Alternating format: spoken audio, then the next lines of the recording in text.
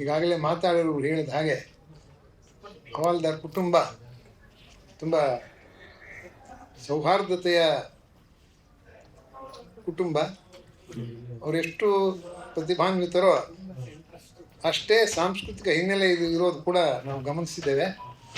ಅವರು ಈ ಸಂದರ್ಭದಲ್ಲಿ ನನ್ನನ್ನು ಕರೆದು ಈ ಪುಸ್ತಕದ ಬಗ್ಗೆ 4 ಮಾತು ಹೇಳೋದಕ್ಕೆ ಅವಕಾಶ ಮಾಡಿಕೊಟ್ಟಿದ್ದಕ್ಕೆ ನಾನು ಕೂಡ ಮೊದಲಿಗೆ ನನ್ನ ಧನ್ಯವಾದ ತಿಳಿಸಿಬಿಡ್ತೇನೆ. ಈ ಮಕ್ಕಳ ಸಾಹಿತ್ಯ ನಿಮ್ಗೆಲ್ರಿಗೂ ಗೊತ್ತಿರೋ ಹಾಗೆ ಬಹಳ ಅಲಕ್ಷ್ಯಕ್ಕೆ ಇವತ್ತು ಒಳಗಾಗಿದೆ. ಒಂದು ಸಮಾಜದ ಆತ್ಮದ ನಿಜವಾದ ಅಭಿವ್ಯಕ್ತಿ ಅದು ಎಷ್ಟರ ಮಟ್ಟಿಗೆ ಮಕ್ಕಳನ್ನು ನೋಡಿಕೊಳ್ತದೆ, ಮಕ್ಕಳ ಬಗ್ಗೆ ಗಮನ ಹರಿಸ್ತದೆ ಅನ್ನೋದ್ರ ಮೇಲೆ ಆಗಿದೆ ಅನ್ನೋದನ್ನು ನೆಲ್ಸನ್ ಮಂಡೇಲಾ ಹೇಳ್ತಾರೆ. ಅದೇ ಮಾನದಂಡ ಅಂತ ಹೇಳಿಬಿಟ್ಟು ಆ ಸಮಾಜದ ಒಂದು ಗುಣಮಟ್ಟಕ್ಕೆ ಹೇಗೆ ಮಕ್ಕಳನ್ನು ಅದು ನೋಡ್ತಾ ಇದೆ, ಹೇಗೆ ಮಕ್ಕಳ ಅವಶ್ಯಕತೆಗಳನ್ನು ಗಮನಿಸ್ತಾ ಇದೆ ಅಂತ ಹೇಳಿ ಅದರಲ್ಲಿ ಸಾಹಿತ್ಯ ಕೂಡ ಭಾಳ ಮುಖ್ಯವಾಗಿ ಸೇರುತ್ತೆ ಅಂತ ನಾನೇನು ಪ್ರತ್ಯೇಕವಾಗಿ ಹೇಳಬೇಕಾಗಿಲ್ಲ. ಸರ್ಕಾರಗಳಾಗಲಿ ಸಾರ್ವಜನಿಕರಾಗಲಿ ಸಂಘ ಸಂಸ್ಥೆಗಳಾಗಲಿ ವಿಶೇಷವಾಗಿ ಕನ್ನಡದಲ್ಲಿ ಮಕ್ಕಳ ಸಾಹಿತ್ಯದ ಕಡೆ ಗಮನ ಹರಿಸ್ತಾ ಇಲ್ಲ.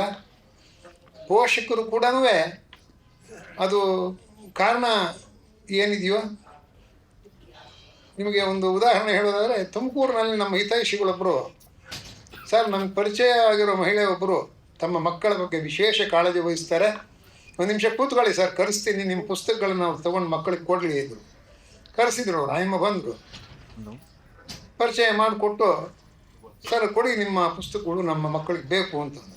ಹೊರಗಡೆ ತೆಗೆದೆ. ಅವರ ಮೊದಲ ಪ್ರತಿಕ್ರಿಯೆ ಏನು ಗೊತ್ತಾ?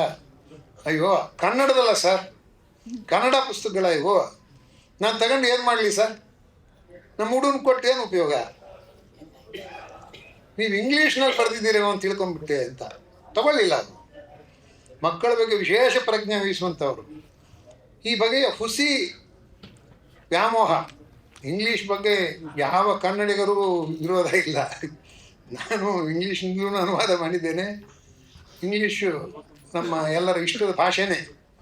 ಆದರೆ ಬಾಲ್ಯದಲ್ಲಿ ಎಷ್ಟರ ಮಟ್ಟಿಗೆ ಯಾವ ವಯಸ್ಸಿನವರೆಗೂ ಎಷ್ಟು ಇಂಗ್ಲೀಷ್ ಬೇಕು, ಯಾವಾಗ ಯಾವ ಪ್ರಮಾಣದಲ್ಲಿ ಅದನ್ನು ಕಲಿಸ್ಬೇಕು ಅನ್ನೋದರಲ್ಲಿ ನಾವು ಭಾಳ ಹಿಂದೆ ಹೊಡಿತಾ ಇದ್ದೀವೋ ಏನೋ ಅಂತ ನನಗೆ ಅನಿಸುತ್ತೆ.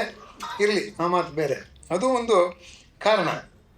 ಮಕ್ಕಳ ಸಾಹಿತ್ಯವನ್ನು ಯಾಕೆ ನಮ್ಮ ಪೋಷಕರು ಮಕ್ಕಳಿಗೆ ಕೊಡ್ತಾ ಇಲ್ಲ ಅನ್ನೋದ್ರ ಹಿಂದೆ ಗಾಂಧೀಜಿಯವರು ಕೂಡ ಹೇಳ್ತಾರೆ, ಜಗತ್ತಿಗೆ ಶಾಂತಿಯನ್ನು ಬೋಧಿಸಬೇಕು ಅಂತ ಏನಾದ್ರು ನೀವು ಅಂದ್ಕೊಂಡ್ರೆ, ಯುದ್ಧದ ವಿರುದ್ಧ ನಾವು ಯುದ್ಧ ಮಾಡಬೇಕಾಗಿದ್ದರೆ ಮಕ್ಕಳಿಂದ ಪ್ರಾರಂಭಿಸಬೇಕು ಅಂತ ಹೇಳ್ತಾರೆ ಗಾಂಧೀಜಿಯವರು.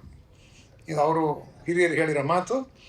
ಯುನಿಸೆಫ್ ಭಾಳ ಪ್ರಸಿದ್ಧವಾದ ಒಂದು ಮಾತು ಹೇಳಿದೆ, ಮುಂದಿನ ಶತಮಾನದಲ್ಲಿ ಜನತೆ ಶಾಂತಿ ಸಮೃದ್ಧಿಯಿಂದ ಬಾಳಬೇಕಾದ್ರೆ ಮಕ್ಕಳ ಸಾಹಿತ್ಯ ಒಂದೇ ಪಥಪ್ರದರ್ಶಕ, ಮನಸ್ಸಿಗೆ ನೆಮ್ಮದಿ ನೀಡುವ ಮೂಲ ಮಂತ್ರ.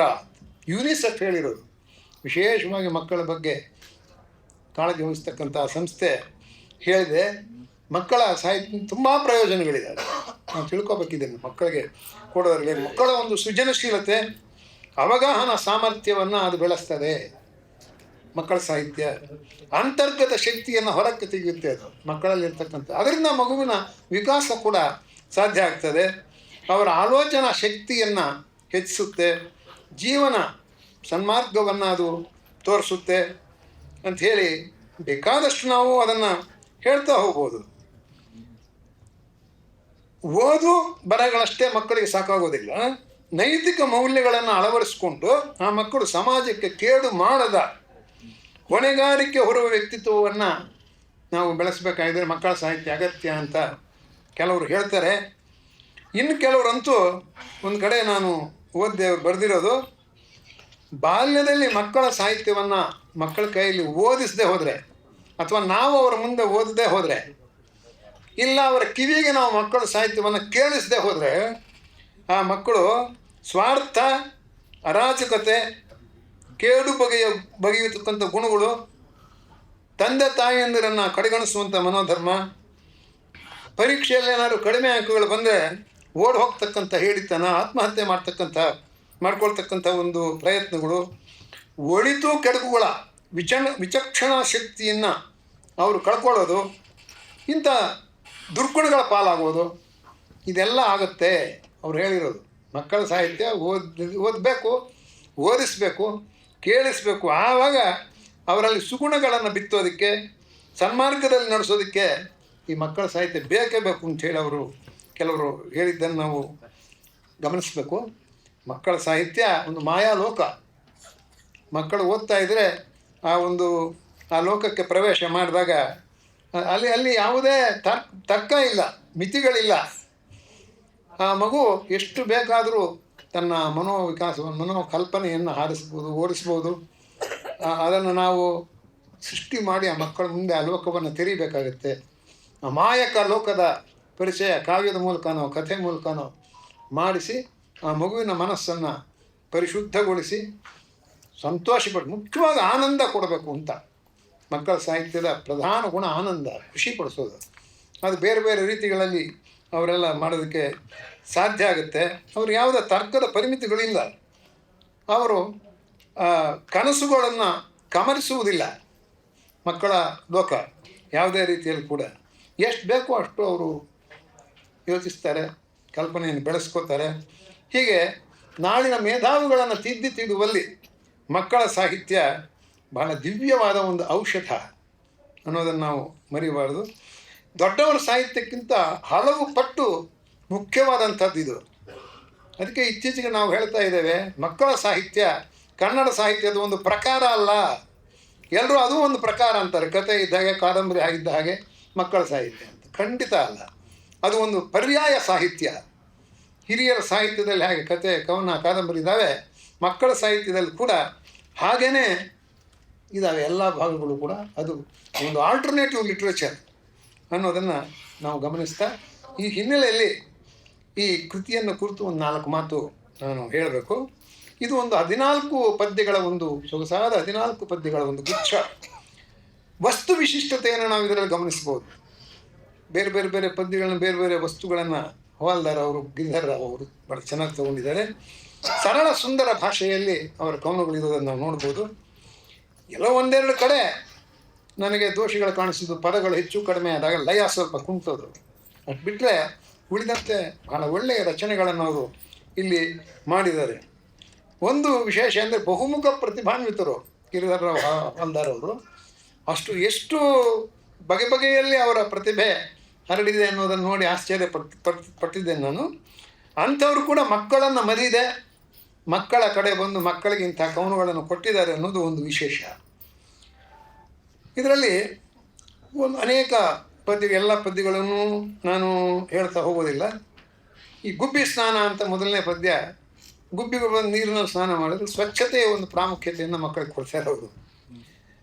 ಒಂದು ತಾಯಿ ಸತ್ತಿರೋ ಮಗುವನ್ನು ತಂದು ದೇವರ ಮುಂದೆ ಇಟ್ಬಿಟ್ಟು, ನೀನೆಂಥ ದೇವರು, ನನಗೆ ಬದುಕಿಸ್ಕೊಡು, ನಾನು ಹೆತ್ತ ತಾಯಿ ಅಂತ ಹೇಳಿ ಅದು ಹೇಳ್ತಕ್ಕಂಥ 10 ಕರಿಯ ಚಿತ್ರವನ್ನು ಕೊಟ್ಟಿದ್ದಾರೆ ಅವರು. ಅಂದರೆ ಹೆಂಗರುಳಿನ ತಾಯಿಯೂ ಕೂಡ ಕೊನೆಯಲ್ಲಿ ವಾಸ್ತವವನ್ನು ಒಪ್ಕೊಳ್ಳೇಬೇಕು ಅಂತ. ಸತ್ತ ಮಗು ಬದುಕೋದಿಲ್ಲ. ಅಕ್ಕಿ ರೊಟ್ಟಿ ಅನ್ನೋದೊಂದು ಪದ್ಯವನ್ನು ಅವರು ಕೊಟ್ಟಿದ್ದಾರೆ. ಆ ರೊಟ್ಟಿಯಂಥ ಚಂದ್ರನನ್ನು ತಿನ್ನಬೇಕು ಅಂತ ಮಗು ಬಯಸುತ್ತೆ. ಆ ಮಗುವಿಗೆ ತಾಯಿ ಮೋಡಿ ಮಾಡಿ ಒಳ್ಳೆಯ ರೀತಿಯಲ್ಲಿ ಮಾತುಗಳನ್ನು ಹೇಳಿ ಚಂದ್ರನಂಥ ರೊಟ್ಟಿ ಮಾಡಿ ತಿನ್ನಿಸೋದು. ರೊಟ್ಟಿಯಂಥ ಚಂದ್ರನನ್ನು ತಿನ್ನಬೇಕು ಅಂತ ಹೋಗೋ ಮಗುವಿಗೆ ಚಂದ್ರನಂಥ ರೊಟ್ಟಿ ಮಾಡಿ ಸಮಾಧಾನ ಮಾಡ್ತಕ್ಕಂಥದ್ದು ಆಕೆ ಮಾಡೋ ಅನುನಯ, ಇದೆಲ್ಲ ಬಹಳ ಚೆನ್ನಾಗಿದೆ ಆ ಪದ್ಯದಲ್ಲಿ. ಇರುವೆಯ ಒಂದು ಪರಿಶ್ರಮವನ್ನು, ಚಟುವಟಿಕೆಯನ್ನು ತೋರಿಸ್ಬಿಟ್ಟು ನೀನು ಮಾದರಿ ಅಂತ ಹೇಳ್ತಾರೆ. ಮಗು ನೀನು ನಮಗೆ ಮಾದರಿ ಅಂತ ಹೇಳಿ. ಆಮೇಲೆ ಒಂದು ಓತಿ ಕಾಟ ಅಂತ ಒಂದು ಪದ್ಯ ಇದೆ. ಅದರಲ್ಲಿ ಒಂದು ಪ್ರಾಣದ ಬೆಲೆಯನ್ನು, ಮಕ್ಕಳು ಅದನ್ನು ಸಾಯಿಸೋದಕ್ಕೆ ಕಲ್ಲು ಹೊಡೆಯೋದು ಇವೆಲ್ಲ ಮಾಡ್ತಾರಲ್ಲ, ಅದು ಬದುಕುವ ಹಕ್ಕು ಎಲ್ಲ ಪ್ರಾಣಿಗಳಿಗೂ ಇರುತ್ತಪ್ಪ, ಹಾಗೆ ಹೊಡಿಬಾರ್ದು ಅನ್ನೋ ಜೀವದಯೆಯನ್ನು ಆ ಪದ್ಯ ಸಾರುತ್ತೆ. ಅಜ್ಜಿ ಅನ್ನೋ ಒಂದು ಸೊಗಸಾದ ಪದ್ಯ ಇದೆ. ಇವತ್ತಂತೂ ಸಂಬಂಧಗಳೇ ಕಳೆದು ಹೋಗ್ತಾ ಇದ್ದಾವೆ ನಮ್ಮ ಮಕ್ಕಳ ಲೋಕದಲ್ಲಿ. ಭಾಳ ನಮ್ಮ ಕಾಲದಲ್ಲಿ ಇದೊಂದು ದುರಂತ. ನಮ್ಮ ಹಿಂದಿನವರೆಲ್ಲ ತಾತ, ಅವರಪ್ಪ, ಮುತ್ತಾತರ ಹೆಸರೆಲ್ಲ ಹೇಳೋರು. ಬಹುಶಃ ಈಗಿನ ಮಕ್ಕಳು ನಿಮ್ಮ ತಾತ ಅಜ್ಜಿ ಹೆಸರೇನು ಅಂದರೆ ಸ್ವಲ್ಪ ತಡಬಡಿಸ್ಬೋದು. ಯಾಕೆಂದರೆ ಅವರೆಲ್ವ ಇರ್ತಾರೆ, ನೋಡಿರಲ್ಲ, ಹೆಚ್ಚಿಗೆ ಸಂಪರ್ಕ ಇರಲ್ಲ.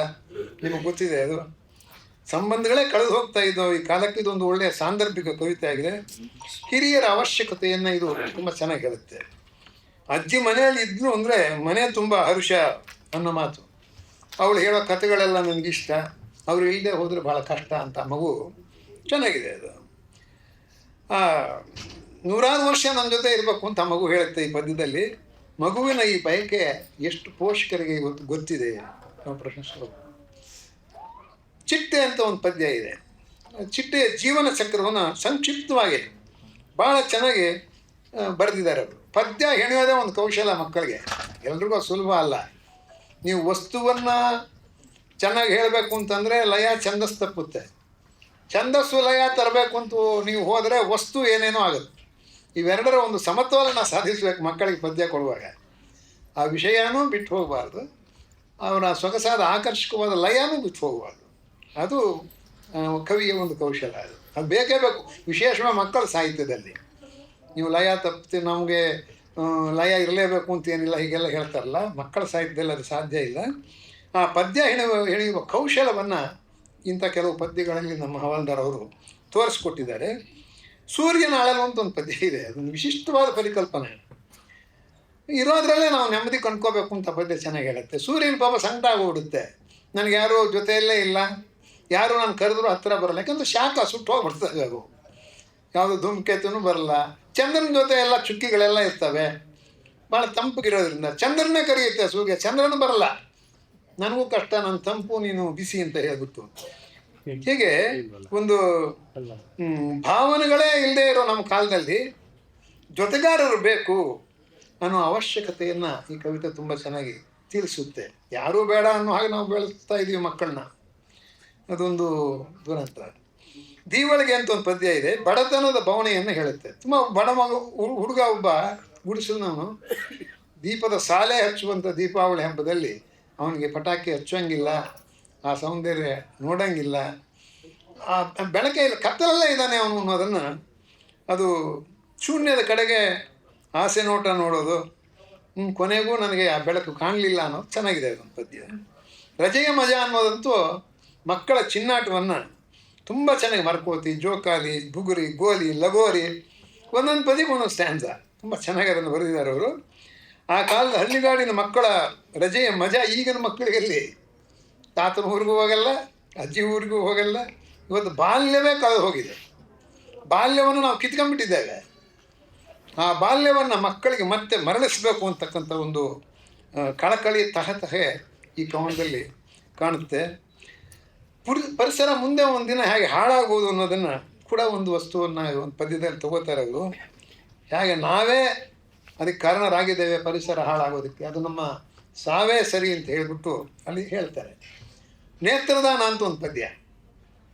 ಇದನ್ನು ಒಳ್ಳೊಳ್ಳೆ ವಸ್ತುಗಳನ್ನು ಆಯ್ಕೆ ಮಾಡ್ಕೊಂಡಿದ್ದಾರೆ. ಬರೀ 14 ಪದ್ಯ ಇರ್ಬೋದು ಇದು. ಆ ನೇತ್ರದಾನ ಪಡ್ಕೊಂಡಿರೋವನೇ ಅಂದರೆ ಫಲಾನುಭವಿಯೇ ಈ ಪದ್ಯ ಹೇಳೋದು. ಆತ ಸತ್ತಿರ್ಬೋದು, ಆದರೆ ನನ್ನ ಕಣ್ಣಿನಲ್ಲಿ ಬದುಕಿದ್ದಾನೆ, ಅವನು ನನ್ನೊಳಗಿದ್ದಾನೆ, ಅವನ ಕಣ್ಣಿನಿಂದ ಇವನು ನೋಡ್ತಾ ಇದ್ದಾನೆ ಲೋಕವನ್ನು. ಅದು ತುಂಬ ಚೆನ್ನಾಗಿ ನೇತ್ರದಾನಿ ಬದುಕಿರುವನು ನನ್ನ ಕಣ್ಣಿನೊಳಗೆ, ಆತ ಸತ್ತ ಮೇಲೆ ಕೂಡ ಇರುವ ನನ್ನ ಜೊತೆಗೆ ಅಂತಕ್ಕಂಥದ್ದು ಬಹಳ ಮಾರ್ಮಿಕವಾಗಿ ಸಾಲುಗಳನ್ನು ಅವರು ಹೇಳ್ತಾರೆ. ಒಂದು ಕಥನ ಕವನ ಇದೆ, ಸರಾಗವಾಗಿ ಭಾಳ ಚೆನ್ನಾಗಿ ನಮ್ಮ ಗಿರಿಧರ ಹವಾಲ್ದಾರ್ ಅವರು ಪುಟ್ಟನ ಯುಕ್ತಿ ಅಂತ. ಒಬ್ಬ ಹುಡುಗ ಸಿಂಹವನ್ನು ಕೊಲ್ಲೋದು ಹೇಗೆ, ಮಹಾರಾಜ ಕೊಲ್ಲದೇ ಇದ್ದರೂ ಅದನ್ನು ಹಿಡ್ಕೊಡ್ತಾನೋ ಮಹಾರಾಜ, ಎಷ್ಟು ಕಾಟ ಕೊಡ್ತಾ ಇದ್ರು ಕೂಡ. ಅದು ಒಂದು ಕವನವನ್ನು ಅವರು ನೃತ್ಯದಕ್ಕೋಸ್ಕರ ಯಶಸ್ವಿ ಕವನ, ಆಕರ್ಷಕವಾಗಿದೆ. ಆ ಲಯ ಭಾಳ ಚೆನ್ನಾಗಿ ಎಲ್ಲೂ ಕುಂಟದೆ ಹೋಗುತ್ತೆ. ಅದು ಕೊನೆಯದು 14ನೇ ಪದ್ಯ, ಒಂದು ವಿಕೋಪ ಅಂತ. ಮಣ್ಣೆಲ್ಲ ಕೊಚ್ಚಿ ಹೋಗಿ ಭೂಮಿಗಾಯಿತು ಗಾಯ ಅಂತಾರೆ. ಅದು ಭಾಳ ಚೆನ್ನಾಗಿದೆ. ನಾವು ಇತ್ತೀಚೆಗೆಲ್ಲ ಮಳೆ ಬಂದಾಗ ಹಾಗೆಲ್ಲ ಕೊಚ್ಕೊಂಡು ಹೋದವು ಮನೆ ಮಠಗಳು ಅಂತ ನೋಡಿದ್ದೇವೆ. ಪ್ರಕೃತಿಯ ಈ ವಿಕೋಪಕ್ಕೆ ಕಾರಣರು ನಾವೇ, ಈ ಸತ್ಯವ ಅರಿಯದಿರಲು ಆಯ್ಕೆ ನಮಗೆ ಸಾವೇ ಅಂತಾರೆ. ಹೀಗೆ 14 ಪದ್ಯಗಳಿದ್ದರೂ ಕೂಡ ಸೊಗಸಾಗಿ ಅವುಗಳನ್ನು ಬರೆದಿದ್ದಾರೆ ಅವರು. ಒಂದು ಯಶಸ್ವಿ ಕವನ ಸಂಕಲನ ಇದು, ಮತ್ತು ಆಕರ್ಷಕವಾಗಿದೆ. ಒಳಗಿನ ಪುಟಗಳು ಕೂಡ ಬಣ್ಣ ಬಣ್ಣವಾಗಿವೆ. ಕಾಗದ ಅತ್ಯಂತ ಬೆಲೆ ಬಾಳುವಂಥ ಗುಣಮಟ್ಟದ ಕಾಗದವನ್ನು ಬಳಸಿದ್ದಾರೆ. ಮಕ್ಕಳ ಪುಸ್ತಕಗಳನ್ನು ಹೀಗೇ ತರಬೇಕು ಅಂತ. ಕೆಲವು ಕಾಲ ಕನ್ನಡದಲ್ಲೆಲ್ಲ ಹಿಂದೆ ದಪ್ಪಕ್ಷರಗಳಲ್ಲಿ ಬರೆದುಬಿಟ್ರೆ ಮಕ್ಕಳ ಪದ್ಯ, ದಪ್ಪಕ್ಷರಗಳು ಪ್ರಿಂಟ್ ಮಾಡಿಬಿಟ್ರೆ, ಹೀಗೆಲ್ಲ ತಪ್ಪು ಭಾವನೆಗಳಿದ್ವು. ಆದರೆ ಈಗ ಮುದ್ರಣಾಲಯಗಳಲ್ಲೆಲ್ಲ ಬಹಳ ತಾಂತ್ರಿಕತೆ ಬೆಳೆದ ಮೇಲೆ ಇಂಥ ಗುಣಮಟ್ಟದಲ್ಲಿ ತರೋಕ್ಕೆ ಕನ್ನಡದಲ್ಲೂ ಕೂಡ ಸಾಧ್ಯವಾಗ್ತಾ ಇದೆ. ಅದನ್ನು ಈ ಪುಸ್ತಕ ನೋಡಿ ನನಗೆ ಭಾಳ ಸಂತೋಷ ಆಯಿತು. ಈಗ ತರಬೇಕು ಮಕ್ಕಳ ಪುಸ್ತಕಗಳನ್ನು. ಅದಕ್ಕಾಗಿ ಅವರಿಗೆ ಮಕ್ಕಳ ಸಾಹಿತಿಗಳೆಲ್ಲರ ಪರವಾಗಿ, ಮಕ್ಕಳ ಪರವಾಗಿ ನಾನು ಕೃತಜ್ಞತೆಯನ್ನು ಸಲ್ಲಿಸ್ತಾ ನನ್ನ ಮಾತುಗಳನ್ನು ಕೇಳಿದ್ದಕ್ಕೆ ನಿಮಗೂ ನನ್ನ ವಂದನೆಗಳನ್ನು ತಿಳಿಸ್ತೇನೆ. ನಮಸ್ಕಾರ.